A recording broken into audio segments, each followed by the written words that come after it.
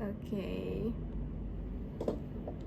Hai, balik lagi sama aku Melisa. Dan kali ini aku buat videonya agak sorean, makanya lihat jendelanya udah ada kelihatan agak rada redup gitu ya.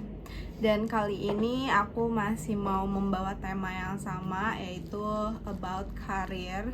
Dan dimana sekarang mungkin aku lebih ngobrolin tentang gimana bertahan di pekerjaan yang kita memang butuh gitu ya. Kalau nggak butuh mah ya kita beda cerita lah ya. Kalau sekarang yang gimana kita tetap harus bertahan, survive, beradaptasi, karena itu juga salah satu kebutuhan kita gitu. Dan gimana kita juga nggak cuman sisi survival mode aja, tapi gimana kita juga tetap bisa bertumbuh, berkembang, dan berkreasi gitu ya. Nah, sebenarnya aku mau sedikit cerita juga dari pengalaman aku, gimana aku tetap stay di kantor yang sama gitu ya, di company yang sama, karena aku rasa aku tetap bisa bertumbuh di sini dan aku diberi kesempatan itu oleh atasan-atasanku, dan aku merasa beruntung sekali juga aku bisa bekerja langsung dengan para C-level kayak gitu. Jadi aku rasa di sini aku bisa bertumbuh dan berkembang gitu. Tapi di sisi lain sebenarnya di inner side, bener gak sih bahasanya inner side itu ya, makanya di sisi dalam diri aku sebenarnya kadang aku tuh juga punya keraguan sendiri, seperti kayak aku abis lulus kuliah langsung kerja ya alhamdulillah ya, tapi kayak gimana bener-bener langsung terpacu gitu ya dengan pekerjaan, dengan ekspektasi, dengan kayak kita bergantung pada gaji kayak gitu ya. Gimana kita udah menjadi mandiri, menjadi independent woman gitu ya, padahal mah kalau bisa diurus mau diurus gitu. Kalau bisa udah dinafkahi ya dinafkahi gitu. Cuman dimana posisi kita sekarang, mungkin yang kamu lagi nontonin sama aku, yang nontonin video aku yang relate juga, dimana kita tetap harus mandiri dulu, berkembang gitu, dimana kita juga punya tujuan gitu. Jadi kita bekerja karena ada tujuan gitu. Salah satu tujuan aku untuk bekerja adalah untuk saat ini aku untuk bisa melakukan S1 dan menyelesaikan S1 aku gitu. Jadi itu salah satu goals aku banget, yang kayaknya aku harus banget berjuang untuk kerja, bertahan, untuk aku tetap bekerja, tidak kayak walaupun aku juga merasakan mental breakdown gitu ya, tapi gimana aku tetap bisa bekerja dan aku tetap bisa berfungsi, menjalani kehidupan sehari-hari walaupun struggle. Nah, salah satu poinnya yang tetap aku bisa bertahan adalah yaitu kayak aku harus kuliah, aku harus lanjut kuliah, dan aku harus menuntaskan kuliah aku. Jadi aku juga nggak langsung kuliah, aku ada gap year dulu. Gap year gaya bahasanya kalau ekstensi gitu, pokoknya ada gap sekitar mungkin 2 tahun ya, gap 2 tahun untuk aku mengumpulkan uang dulu. Dan aku juga punya cita-cita kayak mungkin aku bisa ikut kayak program-program MT gitu ya, manajemen training gitu, yang itu kan harus di bawah atau maksimal usia 25 tahun gitu. Gimana aku pada saat lulus tuh ya di usia maksimal 25 tahun, dan kayak harapan aku tetap bisa nyoba itu gitu. Jadi makanya pandangan aku kayak oke, walaupun aku masih punya struggle di financial di saat akhirnya aku memutuskan untuk kuliah, tapi aku tetap kayak mencoba untuk kayak ayo pasti bisa gitu loh. Yang penting ini udah maksimal tahun untuk aku gap selama 2 tahun, karena kalau misal aku terlambat lagi mungkin aku nggak ada kesempatan untuk aku nyoba program-program yang ada batas usianya. Dan aku juga nggak tahu gitu ya kenapa itu harus ada batas usianya, aku belum research gitu ya. Tapi memang kayak di usia S1 rata-rata batas maksimal di 25 tahun dan S2 di 27 tahun. Dan aku berpikir kayaknya aku belum bisa langsung lanjut juga gitu ya dari S1 S2 karena biayanya. Mungkin aku juga harus mempersiapkan beasiswa gitu kalau misalnya kayak mau langsung gitu. Dan aku juga mempertimbangkan untuk S2 tuh untuk cari beasiswa sih. Jadi aku nge-push diri aku untuk sekarang bertahan di dunia kerja untuk bisa mendapatkan gaji, untuk bisa membiayai kuliah pribadiku dan kehidupan sehari-hariku juga. Dan juga dimana nanti aku harus mempersiapkan secara akademisiku, kayak aku harus kuliah dengan benar, dengan mendapatkan nilai bagus, agar aku puas juga dengan kuliahnya, agar aku bisa merasakan hasil yang baik juga. Dan dimana aku juga mempersiapkan untuk aku bisa punya kesempatan untuk dapetin S2 ini tuh secara beasiswa, karena jujur aku pengen sih untuk menempuh pendidikan yang tinggi gitu. Jadi itulah kayak struggle dalam satu waktu yang sama, tapi kita tetap harus bertahan gitu. Karena aku rasa kenapa aku tetap coba fight untuk jalanin kehidupan aku, karena aku punya tujuan itu, karena aku udah coba set tujuan itu gitu. Pun ya kalau misalnya belum ada kesempatan, kita akan coba cari jalannya lagi dengan plan B yang baik juga gitu. At least kita punya tujuan yang baik gitu, jadi kita semangat untuk menjalaninya, walaupun kita kayak ngedown ya, ada titik terendah gitu ya, tapi kita berpikir lagi, kalau aku berhenti di sini, nanti mimpi-mimpiku yang rasanya bisa dicapai itu, kalau aku tetap berusaha, mungkin akan mustahil. Jadi ayo lebih bersabar, ayo lebih kuat lagi, dan kayak ayo semoga bisa gitu, dengan harapan untuk kita harapan agar bisa, harapan semoga itu terjadi, dan kita semangat untuk menjalani hari-harinya kayak gitu.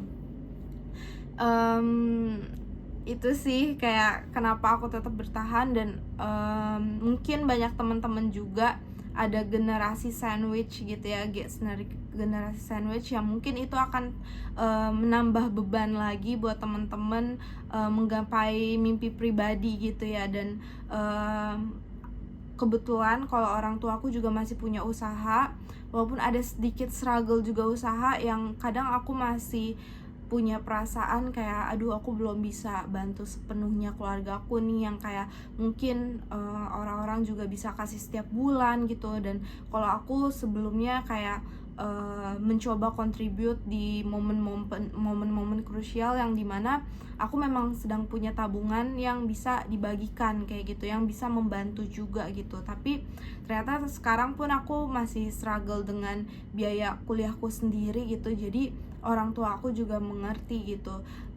Di sisi lain aku melihat kondisi orang tuaku yang kayaknya juga usaha butuh modal gitu, itu juga menjadi salah satu pacuan diriku untuk kayaknya oke, aku bisa nih kelarin satu-satu ini, dan mungkin aku bisa membantu mereka juga akhirnya. Karena banyak juga untuk aku sampai saat ini itu juga dukungan, bantuan dari orang tuaku, baik dari segi moral gitu ya, segi dukungan, dan juga dari segi material. Yang aku pikir-pikir sih sekarang itu juga cukup sangat membantu gitu, di saat mereka juga kondisinya sedang struggle, yang sedang mengkuliahi adikku juga, walaupun adikku dapat beasiswa untuk pendidikannya juga, tapi harus di luar kota, yang dimana itu juga tetap harus mengeluarkan biaya seperti kosannya, makannya, transportasinya, dan ternyata itu juga cukup lumayan gitu. Yang pada saat itu tuh harapan orang tua aku bisa membantu meringankan gitu ya, dengan biaya-biaya untuk adikku gitu. Tapi ternyata aku pun masih struggle untuk biaya diriku sendiri gitu. Nah, disitulah dimana momen-momen aku juga kayaknya rasanya aku kayaknya nggak bisa untuk berhenti di sini gitu. Aku harus tetap jalanin ini, dan gimana ini bisa aku survive untuk keluar dari situasi itu dengan tenang gitu ya, dan aku pun tetap bisa berkembang gitu. Yang pertama yang aku rasain adalah oke, mungkin jalan aku nggak secepat orang-orang yang mungkin udah punya privilege tanpa harus memikirkan keresahan aku ini gitu ya. Jadi aku menyadari bahwa aku menerima bahwa aku berjalan dengan pelan-pelan gitu, nggak bisa aku langsung mungkin boost naik gitu. Aku mungkin butuh waktu ada bertahun-tahun untuk sampai di posisi tenang itu gitu. Dan oke, itu aku jalani dengan aku berusaha gitu, dan itu mungkin adalah survival mode aku gitu.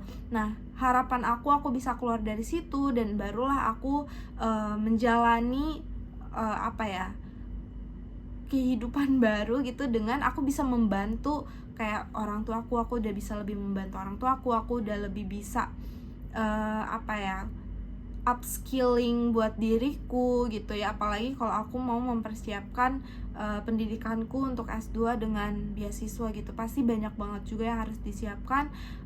Apalagi aku juga punya cita-cita yang kayak aku pengen banget bisa punya kesempatan study di luar negeri gitu ya, dan dimana saat ini bahasa Inggrisku juga masih kurang banget gitu, dimana aku harus push belajar bahasa Inggrisku sekarang mulai dari otodidak. Dan aku pun kayaknya apa mungkin aku harus kursus gitu ya. Aku sempet kursus tapi durasinya singkat, jadi mungkin kayaknya belum benar-benar ngelotok banget gitu. Nah, dimana mungkin aku juga ada biaya-biaya yang aku apa ya, spend kategorikan untuk upskilling diriku gitu loh. Karena kayaknya untuk kita investasi leher ke atas tuh nggak akan sia-sia gitu. Mungkin aku sedikit cerita juga, sebelum aku akhirnya bisa berkuliah dan berkarir, waktu itu memang kondisi keluargaku lagi sangat drop lah di saat aku udah lulus SMA itu.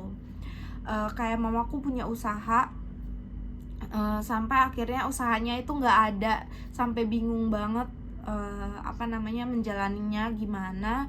Tapi alhamdulillah keluarga besar gitu juga masih ada yang memberikan bantuan, karena alhamdulillah juga aku ngambil apa ya, ini salah satu keputusan yang paling aku syukuri juga, dan ini juga salah satu apa ya, hal yang direkomendasikan kakakku pada saat aku SMA itu. Kayak kalau ada peluang untuk ikut masuk perguruan tinggi negeri gitu ya, ada tes-tesnya, itu ikutin aja gitu kan, mana tahu memang ada kesempatannya di situ. Dan apalagi di awal-awal itu kan bisa pakai raport gitu ya.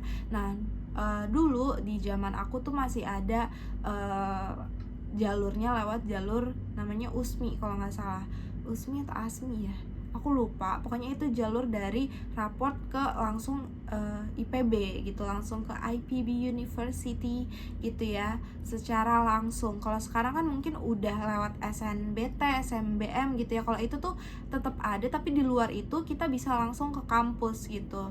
Nah, aku mencoba usaha banget untuk minta orang tua aku di saat kondisi sulit itu untuk bisa ikut daftar gitu. Waktu itu pendaftarannya 400.000 gitu, dan waktu itu pendaftaran SNBPTN ya dulu namanya itu tuh, dan di zaman aku tuh 2 kali, dan itu kayak satu tesnya 250 kalau nggak salah, dan aku coba ikut 2 tesnya juga 250, jadi udah 500 gitu.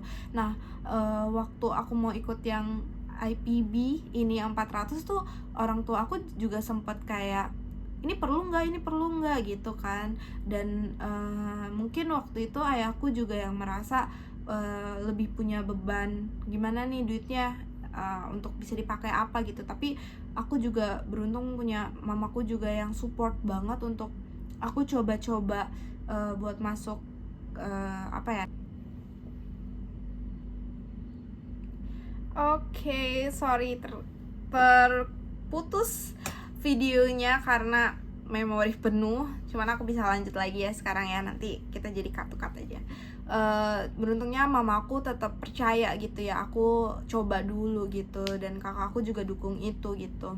Dan aku sempet takut juga karena banyak banget yang daftar gitu, yang daftar bisa sampai 1000-an, dan ternyata yang diterima tuh 300-an, kayak bisa 3.000-an, malah 3.000-an, tapi yang didaftar yang masuk tuh 300-an. Jadi kayak 1:10 gak sih namanya kayak gitu. Nah, dan mama aku tuh bilang gini kayak percaya aja, buat kamu nih 1000 diterima satu gitu ya. Ya kamu percaya bahwa satu itu adalah kamu gitu, intinya kayak gitu. Aku lupa banget kata-katanya gimana, cuman itu sempet jadi penguat keyakinan aku bahwa aku yakin kayak di antara ribuan itu aku bisa jadi salah satu yang termasuk gitu. Jadi sepanjang hari yang tadinya aku juga takut gitu, cuman jadi aku doakan gitu. Jadi aku doakan untuk aku semoga bisa masuk gitu. Aku percaya bahwa aku bisa jadi salah satu yang masuk dalam kesempatan itu gitu. Dan alhamdulillahnya ternyata aku lulus. Barulah itu ada jadi pertimbangan keluarga. Pada saat itu memang bingung banget buat kayak kita gak ada dana darurat gitu ya untuk ada, dan juga gak ada, belum mungkin sudah terpakai yang lain untuk kayak dana pendidikan yang jadinya nggak bisa, udah nggak ada nih buat dana pendidikan ini. Dan akhirnya karena ya lumayan ya gitu ya dapetnya IPB yang nama besar juga, sayang banget kalau misalnya kayak terlewatkan begitu aja.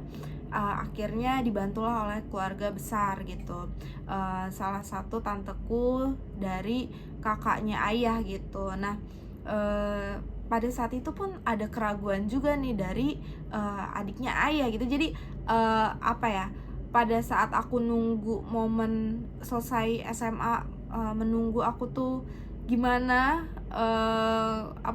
kelanjutan kehidupan aku nih, apakah aku bisa kuliah atau tidak gitu. Pokoknya kayak masa libur lah ya, kayak libur gitu, karena rasanya tuh kayak udah tinggal nunggu perpisahan aja gitu. Perpisahan tuh kayak wisudanya gitu ya. Nah di situ aku di tempat dikasih untuk diarahkan ya, mungkin buat aku ada pegangan juga tuh, ditaruhlah aku di toko. Jadi keluarga besar dari ayahku tuh rata-rata punya toko perabotan gitu. Nah aku diminta untuk ya udah aku jaga toko di situ. Nah di jaga toko itu aku kan dapat duit harian sama aku dapat duit bulanan juga, jadi kayak lumayan banget. Nah di situ aku juga tabung, dan di saat SMA aku juga suka jualan-jualan, jadi aku lebih jualan skincare gitu. Dan ada adik kelas aku juga yang masih aktif kan di sekolah, bantuin aku, support aku. Jadi kayak waktu itu tuh kita punya kerjasama usaha gitu loh. Jadi ada pegangan buat diriku gitu. Nah di saat akhirnya aku lulus nih, dapat IPB, itu seneng banget juga. Dan kayak keluargaku juga seneng banget aku bisa dapat kesempatan itu. Cuman kan memang kayak ada masalah kendala di biaya itu ya. Dan saat itu tuh salah satu tanteku sempet bilang kayak, kamu yakin untuk bisa kuliah gitu, bukan kamunya tapi kayak ayah aku nih misalnya gitu, apakah kamu yakin nanti orang tua kamu tuh bisa menyelesaikan biaya perkuliahan gitu. Mungkin yang di awal dibantu sama keluarga besar, tapi kan gak mungkin kuliah aku seterusnya dibiayain perbantuan kan. Tapi kayak apakah itu bisa dilanjutin nih sama orang tua kamu, jangan sampai nanti putus di tengah jalan. Karena kalau putus di tengah jalan juga ibaratnya sayang uang yang udah dimasuk, uang yang udah dipakai untuk biaya kuliah yang berjalan gitu. Nah di situ sih aku coba yakinin bahwa kayaknya aku bisa gitu loh, dengan aku juga coba cari usaha gitu kan. Aku coba jualan, yang dimana itu juga buat cari mungkin uang lebih, uang tambahan kayak gitu ya.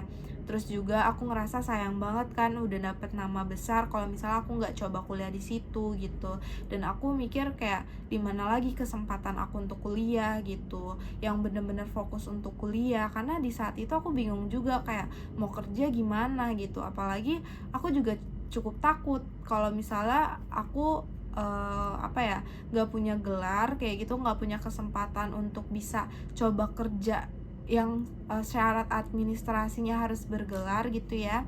Dan aku akan jaga toko selamanya gitu, karena aku pengen lebih dari sekedar jaga toko itu gitu. Aku pengen merasakan dunia lain. Gak ada yang salah sama jaga toko juga enak gitu, cuman aku pengen punya experience yang lain gitu kan. Nah, di situ aku coba bilang itu dan akhirnya aku dipahami juga. Itu cukup salah satu hal yang aku syukuri juga, dan akhirnya aku bisa berkuliah gitu ya. Dan ternyata selama aku menjalani kuliah, alhamdulillah lancar. Orang tua aku juga punya usaha waktu itu lancar gitu ya. Dan aku bisa kuliah dengan tenang, aku rasa ya, sampai akhirnya aku lulus. Sebelum lulus tuh ada dulu tuh namanya Kampus Merdeka, programnya Nadiem Makarim, dan itu baru batch 1, dan aku coba daftar dan aku berhasil lolos magangnya. Dan itu suatu keberuntungan aku juga karena kerjaannya remote tapi udah dapat gaji juga gitu ya, gaji uang saku ya, uang sakunya itu lumayan banget juga. Jadi aku bisa ngumpulin untuk aku beli HP, bahkan aku coba pulang kampung gitu ya, ke kampung orang tua aku, tapi aku sendiri gitu, nggak bawa orang tua aku. Tapi aku merasakan ada, wah bener nih experience yang bisa aku dapetin gitu kan, dengan aku dengan aku berkuliah itu gitu ya. Karena ternyata benefit menjadi seorang mahasiswa itu banyak juga gitu kan. Kayak kita relasi dengan dosen, relasi dengan teman kita, relasi dengan kayak kita bisa punya dunia kerja yang kita bisa pilih, kita mau gitu, kita coba usahakan gitu kan. Dan alhamdulillah juga aku karena ada magangnya itu tuh dikonversi SKS, jadi aku di semester berikutnya tuh udah kosong. Jadi aku cari-cari magang lagi gitu ya, udah cari kerja lagi tuh untuk ngisi kekosongan aku, sampai aku dapatlah di pekerjaan aku sekarang. Mungkin aku udah bahas di about my career ya, di situ yang Ramadan Yeping pertama aku ngomongin karir aku tuh di situ sampai saat ini. Dan ya dengan struggle ini pun aku tetap bertahan. Yang aku harap sih teman-teman di luar sana yang mungkin punya pengalaman yang serupa, ayo kita tetap semangat, tetap jalanin hari-hari kita walaupun itu berat banget. Pun kalau memang kamu udah ngerasa berat banget, kamu butuh pertolongan, kamu cari perbantuan itu, jangan merasa sendiri. Karena aku pun mencari perbantuan itu gitu, baik ke ahlinya ataupun ke teman-teman terdekat gitu yang bisa membantu kamu. Dan itu salah satu hal yang aku juga bisa bertahan sampai saat ini kayak gitu. Dan ya semoga dimanapun karirku berada, entah aku tetap stay di company yang sama ini, atau aku punya kesempatan di company lain, ataupun akhirnya aku juga punya kesempatan bisa kuliah di luar negeri, atau aku bisa melanjutkan S2 aku dengan beasiswa baik di dalam negeri atau luar negeri, aku tetap merasa bersyukur dan juga bangga. Semoga itu bisa aku jalankan gitu, bisa terjalani gitu ya. Mohon doanya juga, dan ya semoga kehidupan berjalan dengan lebih baik gitu ya, dan bisa keluar dari rasa survival mode itu, sehingga aku bisa lebih mengembangkan diriku, mengembangkan potensiku, dan semoga bisa bermanfaat bagi orang-orang sekelilingku gitu ya, sekelilingku dulu, dan sampai mungkin orang masyarakat luas gitu. Aku cukup rasa pengen banget gitu bisa contribute buat ke banyak orang gitu, karena perasaan yang kita bisa ikut turut berkontribusi itu tuh ada rasa bangga, pasti ada rasa bangga, ada rasa puas gitu ya, ada rasa bermakna dan berguna kayak gitu. Dan aku harap semoga aku bisa sih nantinya nggak cuman untuk diriku sendiri aja, karena sekarang mungkin aku masih terfokus untuk diriku sendiri saja dengan struggleku. Semoga setelah aku udah bisa menyelesaikan dari struggleku, bisa membantu dari keluargaku, lingkungan terdekatku, sampai masyarakat luas gitu ya. Mohon doanya aja, semoga teman-teman yang lagi nontonin ini juga punya kesempatan itu, seperti itu.